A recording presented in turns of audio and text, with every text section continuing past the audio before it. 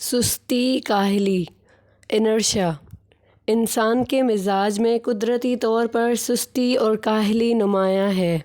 یہ اپنی سستی کو چھپانے کے لیے روٹین کا سہارا لیتا ہے۔ انسانوں کی غالب اکثریت کبھی بھی اصل اور صحیح معنوں میں مشکل کام نہیں کرنا چاہتی۔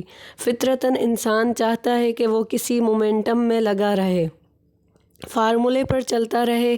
جو کام بہت زیادہ محنت والا ہے اسے کوئی اور کر لے۔ نفس کی اسی کمزوری کی وجہ سے رہنمائی یعنی لیڈرشپ کا دنیا میں وجود ہے۔ اسی کی بدولت لیڈر پیدا ہوتے ہیں، خواہ وہ کسی بھی شعبے سے ہوں۔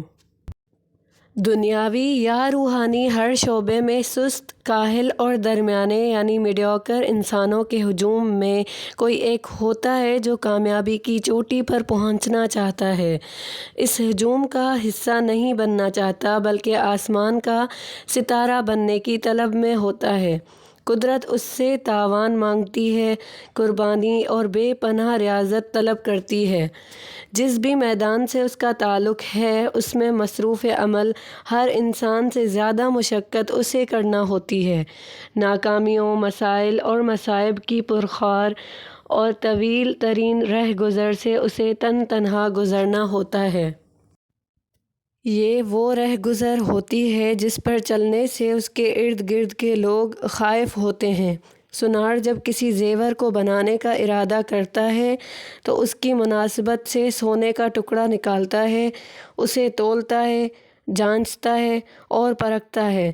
جب یہ طے ہو جاتا ہے کہ سونے کا یہی ٹکڑا مطلوبہ زیور بنے گا تو اسے بھٹی میں ڈال دیا جاتا ہے۔ پھر کوٹنے، پیسنے، پگھلانے اور ڈھالنے کا کربناک عمل شروع ہو جاتا ہے اور آخرکار ایک مخصوص وقت کے بعد وہ سونے کا ٹکڑا زیور میں تبدیل ہو جاتا ہے۔ یہ انقلاب ہے یعنی ٹرانسفارمیشن کا عمل ہے۔ سونے کا ٹکڑا زیور بننے سے پہلے کچھ نہیں ہے، ملاوٹ زدہ ہے، پھیکے رنگ والا صرف ایک بے قیمت ٹکڑا جو ایک دن بیش قیمت زیور میں تبدیل ہو جاتا ہے۔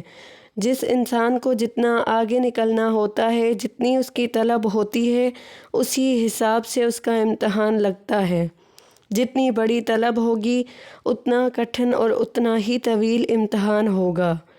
ہر ممکن حتیٰ کہ ہر ناممکن طریقے سے بھی آزمایا جاتا ہے۔ آخر یہ درِ نایاب چمک اٹھتا ہے، عرفان عطا ہوتا ہے۔ ہر شعبے، میدان اور فن کا اپنا عرفان یعنی انلائٹنمنٹ ہے۔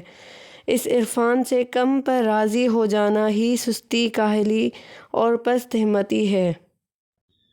کسی بھی شعبے، میدان اور فن کی معرفت یعنی انلائٹنمنٹ مل جانے کے بعد اس سے منسلک دوسرے انسان اس مرد میدان کے آگے سرنگوں ہو جاتے ہیں اور اس کی پیروی یعنی فالو کرنا پسند کرتے ہیں۔